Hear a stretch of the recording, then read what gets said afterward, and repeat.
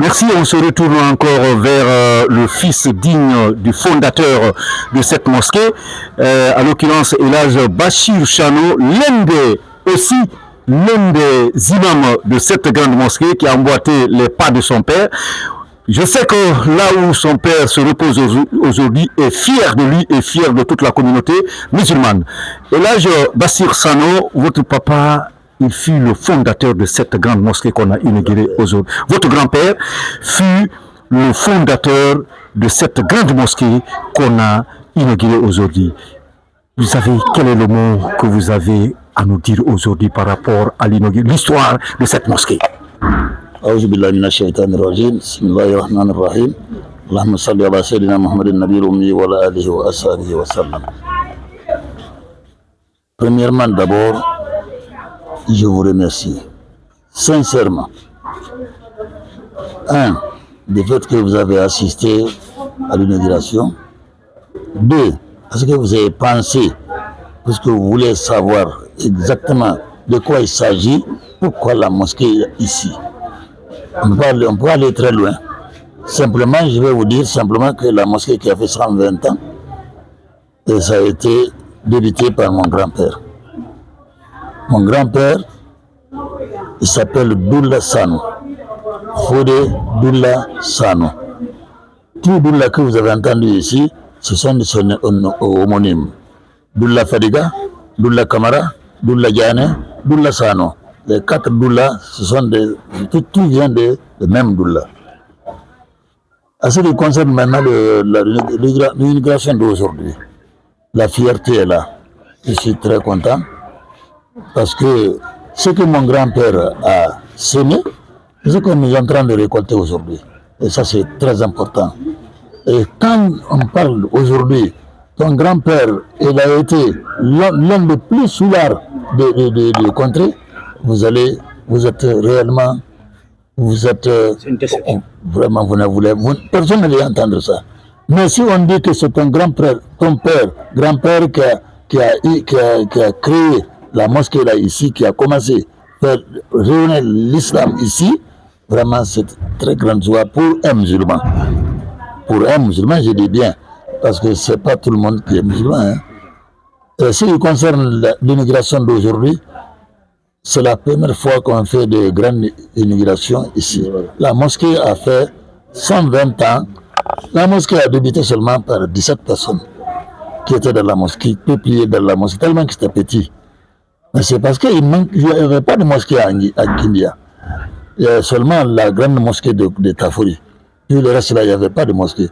Tout le monde vient maintenant, petit à petit, construire des mosquées. Aujourd'hui, on a plus de 100 mosquées ici. Alors, vraiment, l'immigration d'aujourd'hui, moi, je suis content, je suis très ravi du fait qu'on m'a cité plusieurs fois, parce que c'est ça qu'on ne peut pas parler. L'histoire est têtue, on ne peut rien changer. Vraiment, moi, je suis content, je suis très ravi, et je vous remercie du fait que vous avez assisté. Je vous remercie. Et là, je voudrais que vous lancez un appel solennel aussi sur la paix, le pardon entre les citoyens. Je veux dire à tous les Guinéens de faire attention. On n'a pas deux Guinées, on a seulement une seule Guinée. La Guinée n'est pas pour nous comme une paire de chaussures. Si tu l'as utilisée, si c'est gâté, tu la lèves, tu portes une autre paire de chaussures. La Guinée n'est pas ça. La Guinée, elle est unique pour nous. Si on ne s'entend pas là-dedans, c'est nous les perdants. On a vu les autres ont quitté chez eux pour venir se confier à nous. Si on ne s'entend pas, nous aussi, que Dieu nous en garde, ce sera la même chose, vice versa. Au lieu que cela arrive, je demande à tous les Guinéens d'accepter et de mettre dans leur tête que la Guinée est unique pour nous et qu'on cherche à garder et sauvegarder cette Guinée pour que nous restons dans la paix et la cohésion sociale. Merci Elhadj, mais ça serait ma dernière question. Quel est votre rapport entre la coordination mandingue et les autres coordinations de la Guinée qui résident à Kindia?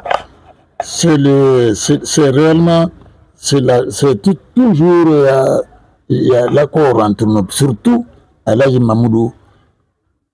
Elhadj Mamoudou pour nous, Parce qu'il est devenu pour moi comme un fils. Parce que dès qu'on l'a dit qu'il est devenu Kuntigi de la Basse-Côte, il n'a pas envoyé quelqu'un chez moi.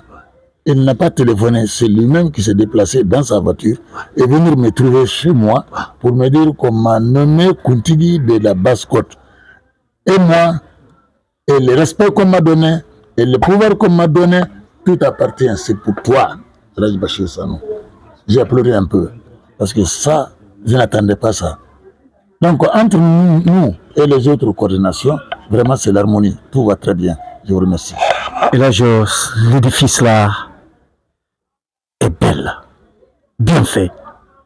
Mais s'il n'y a pas d'entretien, ça ne sert à rien à investir une telle investiture. Quel appel faites-vous aux citoyens, aux diasporas qui sont à l'extérieur pour l'entretien de cette grande mosquée de Kondeta? Premièrement, d'abord, ce qui manque dans les autres mosquées, c'est ce que moi je vais créer ici. À savoir, je vais créer un recteur de la mosquée. Le recteur de la mosquée, c'est lui qui s'occupe de travaux, nouvelles travaux qui est là-dedans, et la réparation et l'entretien. Le recteur est entouré de 3 autres personnes. L'un s'occupe de réparation, l'autre s'occupe des travaux neufs. Et le troisième s'occupe de l'assainissement de la propriété. Lui, il gère les 3 personnes-là. C'est ce que je vais créer dans la mosquée pour que l'entretien que vous avez vu aujourd'hui reste pour toujours. Amen.